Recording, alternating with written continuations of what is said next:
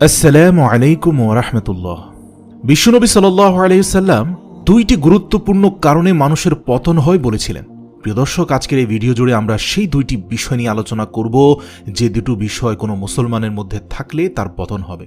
সুতরাং ভিডিওটি শেষ পর্যন্ত দেখুন। সবর, সহনশীলতা, পরিশ্রম, কষ্ট, বীরত্বপূর্ণ জীবন যাপন, এসবই তো মুমিনের জীবনের অন্যতম বৈশিষ্ট্য। সুখ, দুঃখ, আনন্দ, মুসিবত সবসময় মুমিন এ জাতীয় জীবনযাপনে অভ্যস্ত হবে। কখনো পরিপূর্ণ সুখ থাকবে না, কখনো পরিপূর্ণ দুঃখও থাকবে না। এ দুটোর মাঝেই তো মুমিন জীবন অতিবাহিত করে।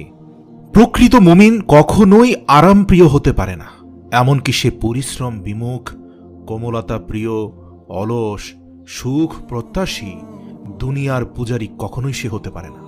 এ কারণে রাসূল সাল্লাল্লাহু আলাইহি সাল্লাম তার প্রিয় সাহাবী মুআজ বিন জাবাল রাদিয়াল্লাহু তাআলা আনহুকে যখন ইয়ামেনের গভর্নর করে পাঠাচ্ছেন, ওই সময় তিনি তাকে কিছু নসিহত করেছিলেন। বলেছিলেন, হে মুআজ, আরাম প্রিয়তা থেকে বিরত থাকবে, কেননা প্রকৃত মুমিনরা আরাম প্রিয় হতে পারে না।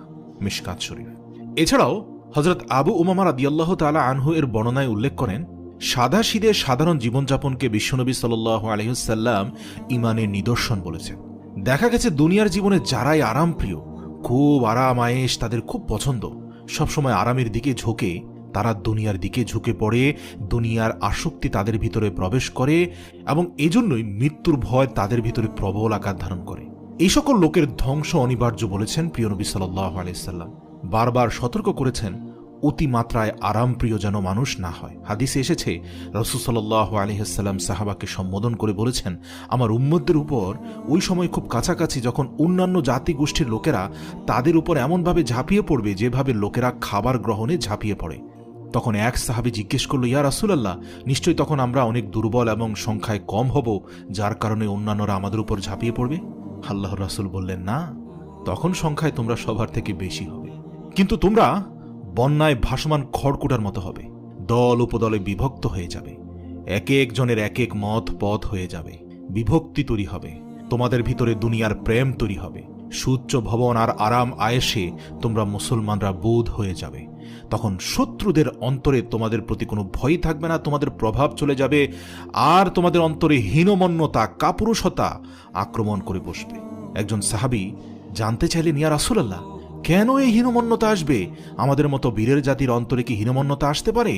তখন প্রিয় নবী হযরত মুহাম্মদ সাল্লাল্লাহু আলাইহি সাল্লাম বললেন, ওই দুইটি কারণেই আসবে। এক, দুনিয়ার প্রতি তোমাদের ভালোবাসা প্রবল মাত্রায় বেড়ে যাবে, আর দ্বিতীয় হচ্ছে মৃত্যুকে তোমরা খুব ভয়ঙ্কর রকমের ভয় পেতে থাকবে।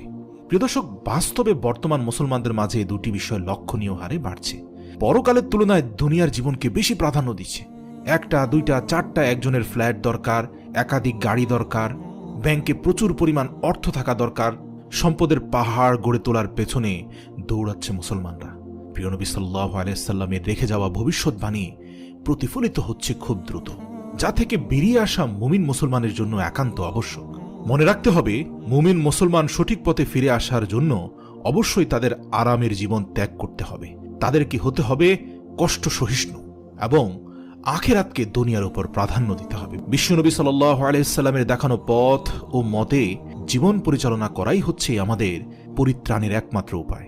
আর সবসময় একটি দোয়া করতে হবে, আল্লাহুম্মা ইন্নী আউযু বিকা মিন আযাবিল কবরি ওয়া মিন আযাবি জাহান্নাম ওয়া মিন ফিতনাতিল মাহইয়া ওয়া মামাতি ওয়া মিন শাররি ফিতনাতিল মাসিহিদ দাজ্জাল। অর্থ, হে আল্লাহ, আমি জাহান্নামের আযাব ও কবরের আযাব থেকে আশ্রয় চাই, জীবন ও মৃত্যুর ফিতনা থেকে আশ্রয় চাই, আর দাজ্জালের ফিতনা থেকেও আপনার কাছে আশ্রয় কামনা করি।